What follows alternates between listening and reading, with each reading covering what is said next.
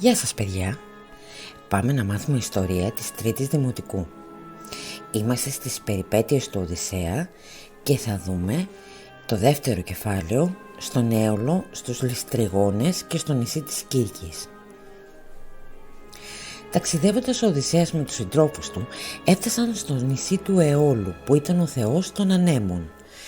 Το νησί του είχε τύχει χάλκινα και ταξίδευε συνέχεια στη θάλασσα.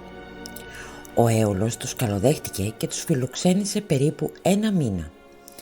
Όταν αποφάσισαν να φύγουν, τους έδωσε ένα ασκή που μέσα είχε κλείσει όλους τους άγριους ανέμους.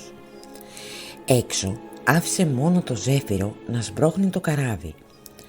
Ο Οδυσσέας κρέμασε το ασκή του πλοίου του το κατάρτι. 9 μερόνυχτα ταξίδευαν και κόντευαν να φτάσουν στην Ιθάκη. Τότε ο Οδυσσέας αποκοιμήθηκε και οι σύντροφοί του, νομίζοντας πως το ασκή ήταν γεμάτο ασήμι και χρυσάφι, το άνοιξαν. Αμέσως όρμησαν έξω όλοι οι άνεμοι και έσπρωξαν τα καράβια μακριά στη γη των Ληστριγόνων.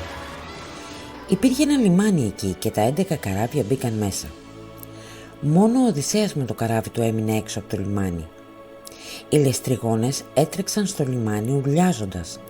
Ήταν άγριοι και ψηλοί σαν γίγαντες και άρπαζαν βράχια και τα έριχναν στα πλοία. Τα έσπασαν όλα και τα βύθισαν και έφαγαν όλους τους ανθρώπους που ήταν μέσα. Μόνο το Οδυσσέα το καράβι γλίτωσε και ο ίδιος και οι σύντροφοί του έφυγαν γρήγορα από τη γη των άγριων Ληστριγόνων. Οι άνεμοι τους έριξαν μετά στο νησί της μάγισσας Κύρκης. Άραξαν σε μία ακρογιαλιά και ο Οδυσσέας έστειλε μερικούς από τους συντρόφους του να πάνε να ρωτήσουν πού βρίσκονταν. Αυτοί βρήκαν γρήγορα το παλάτι της Κύρκης. Η Κύρκη τους πρόσφερε ένα μαγικό ποτό, μετά τους χτύπησε με το μαγικό ραβδί της και τους έκανε γουρούνια. Μόνο ένας γλίτωσε και έτρεξε πίσω να το πει στον Οδυσσέα.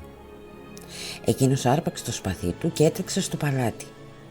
Η Κύρκη του πρόσφερε ποτό, μα όταν σήκωσε το ραβδί της να το χτυπήσει, εκείνος άρπαξε το κοφτερό σπαθί του και την ανάγκασε να ξανακάνει τους συντρόφους του ανθρώπους. Έμειναν αρκετό καιρό στις Κύρκης στο νησί. Όταν αποφάσισαν να φύγουν, η Κύρκη συμβούλεψε τον Οδυσσέα να κατεβεί στον Άδη να βρει το μάντι τη Ρεσία να το ρωτήσει πώς θα έφτανε στην Ιθάκη. Ευχαριστούμε που ήσασταν μαζί μας και σας περιμένουμε στο επόμενο μάθημα.